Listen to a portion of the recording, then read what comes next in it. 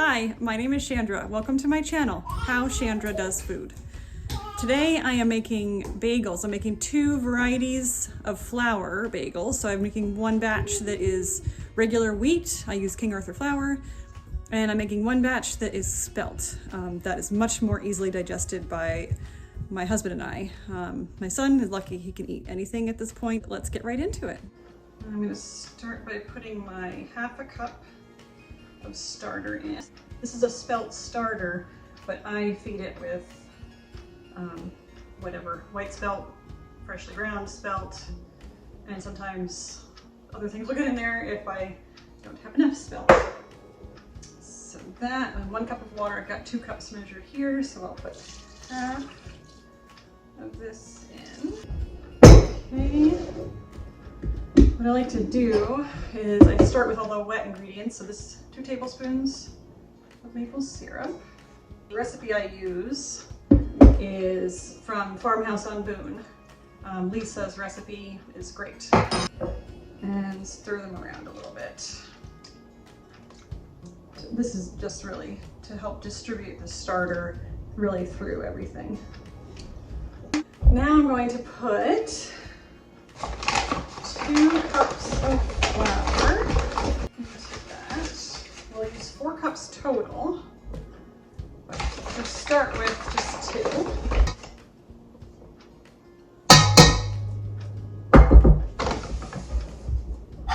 And 2 teaspoons of salt. I'm looking at my recipe right over here. I have it printed and in my big recipe binder, which I really do use a lot of these, all of them. I've gone through it and it's still big. Okay, so this is ready to get mixed. So I'm going to blend this together with the paddle, and then I'm going to let it mix on medium-low for 10 minutes to really start developing the gluten.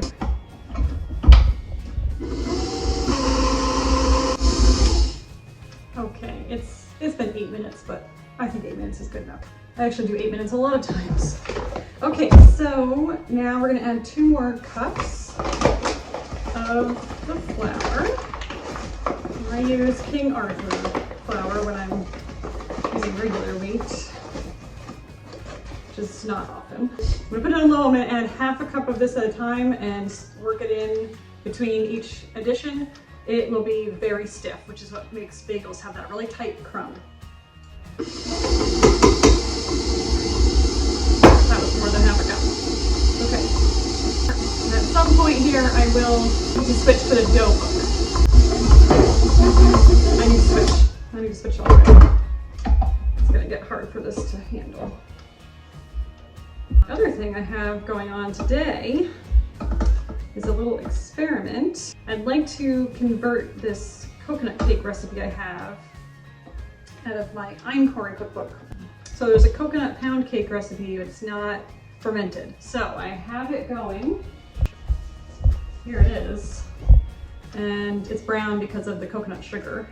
So it's coconut oil, coconut flour, coconut sugar, coconut chips. And I omitted the baking powder, and I'm gonna see how it goes. I'll let you know. What I hope will happen is that will rise overnight. I won't need baking powder. However, I have omitted baking soda from other recipes in cookies, and it didn't work out well. So we'll see how this goes. All right, let's do my other half a cup here. You have to really babysit it when it's this dry of a dough, because the bowl will come off. I'm gonna give this a feel. Sometimes I don't add all the flour if it starts to feel very dry and like it's not gonna come together, but I'm gonna try adding the rest of it today. It's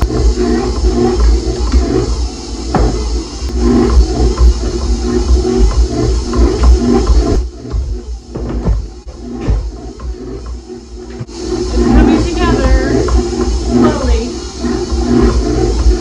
All right, that's getting to be hard on the machine, I think. So, it's still pretty crumbly. Now I'm not as experienced with regular wheat flour as I am with spelt.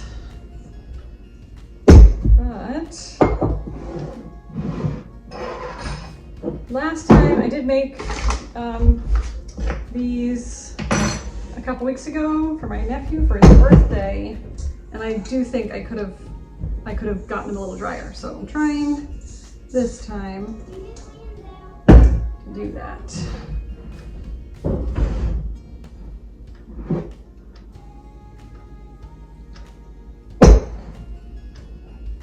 I'm dropping that water into the dry crumbles at the bottom, because that's what really needs a little bit more, I think.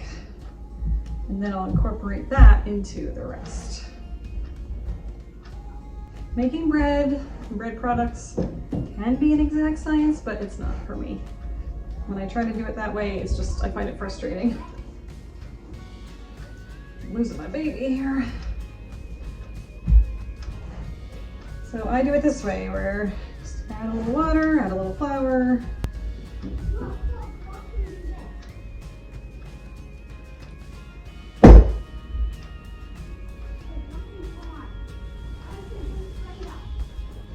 Okay, so I ended up adding negligible drops of water. I needed to get it so it wasn't shaggy anymore, and it has come together. It's still very stiff, you can see though. So that is done for today. I'm gonna put a lid on this. I usually use a plate. And that will sit this late in the day. I'll probably leave it on the counter overnight until tomorrow morning. And then I'll put it in the fridge in the morning to slow it down. I might degas it if it's gotten really big, which usually the regular wheat flour will grow quite a bit. So I'll degas it just so it doesn't come out of the bowl, and put it in the fridge until I'm ready to shape.